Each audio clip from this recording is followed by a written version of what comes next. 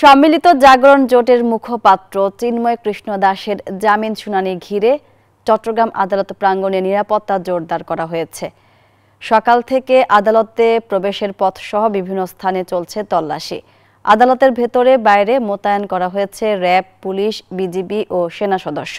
৩১ October চিন্ময়ের বিরুদ্ধে জাতীয় পতাকা অবমাননার অভিযোগে রাষ্ট্রদ্রোহ মামলা করেন বিএনপির নেতা ফিরোজ খান। এরপর ২৫ নভেম্বর ঢাকা থেকে গ্রেপ্তার করা হয় চিন্ময় দাসকে। তার অনুসারীদের সঙ্গে সংঘর্ষে নিহত হন আইনজীবী সাইফুল ইসলাম আলিফ। ধন্যবাদ মনি আপনাকে। আপনি দেখতে পাচ্ছেন যে শুনানি শুরু হয়েছে। একটু আগে কিন্তু আমরা দেখছি আইন শৃঙ্খলা বাহিনী তাদের তৎপরতা অনেক বেশি আছে। একই সাথে আইনজীবীদের অবস্থানও কিন্তু আমরা দেখছি এখানে যে চট্টগ্রাম মহানগর দায়রা জজ সাইফুল ইসলামের আদালতের সামনে আইনজীবীদের অবস্থান দেখা যাচ্ছে। একই সাথে আমরা দেখছি একেবারে মহানগর দায়রা জজের কিন্তু সেখানে শুনানি শুরু হয়েছে। দুই পক্ষের আইনজীবীরা কিন্তু সেখানে অবস্থান নিয়েছে বলে আমাদেরকে জানিয়েছেন। আমার পাশে আছেন একজন সিনিয়র আইনজীবী আছেন। আমি একটু জানতে চাচ্ছি চিন্ময়ের আইনজীবীরা কি এখানে উপস্থিত আছে কি? আমরা এখনও জানি না চিন্ময়ের আইনজীবীরা উপস্থিত আছে কিনা, তবে ভিতরে জজ সাহেব, মাননীয় জজ সাহেব শুনানি করছেন, শুনানি চলছে, রাষ্ট্রপক্ষের শুনানি চলতেছে।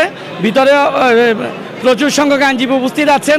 আমরা এই মুহূর্তে ভিতরে প্রবেশ করতে পারছি না, তবে আমরা যতটুকু খবর পেয়েছি ভিতরে রাষ্ট্রপক্ষ থেকে শুনানি চলছে এবং এই মামলাটি কিছুক্ষণের পরে আপনারা মঞ্জুর এবং নামঞ্জুর সম্পর্কে আপনারা অবগত হতে পারবেন। জামিন মঞ্জুর কি না মঞ্জুর শুনানি চলতেছে, এখন আমরা কোনো খবর পাইনি। আশা করি এই ৪-৫ মিনিটের মধ্যে আপনারা এই সংক্রান্ত খবর পাবেন। আইন শৃঙ্খলা বাহিনী তারা শুধু কিন্তু আদালতের এই বিচারকের সামনে নয়, আমরা দেখছি পুরো আদালত পাড়ায় কিন্তু সকাল থেকে আইনজীবীদের যেমনটা অবস্থান আমরা দেখছি, তেমনিভাবে কিন্তু আমরা দেখছি পুলিশ প্রশাসন থেকে নিয়ে বিভিন্ন বাহিনীর উপস্থিতি কিন্তু আমরা দেখেছি। বিভিন্ন জায়গায় কিন্তু আদালতের নিচে পর্যন্ত আমরা দেখছি তল্লাশি চালিয়েছে পুলিশ প্রশাসন। একই সাথে সেনাবাহিনী, বিজিবি সহ অন্যান্য বাহিনী তাদেরও অবস্থান রয়েছে। তো একটু পরে আমরা জানতে পারবো যে তার জামিন মঞ্জুর নাকি না মঞ্জুর, একটু পরে কিন্তু আমরা জানানোর চেষ্টা করব। এই ছিল আমার এখানকার সর্বশেষ। ফিরে যাচ্ছি স্টুডিওতে মনির কাছে।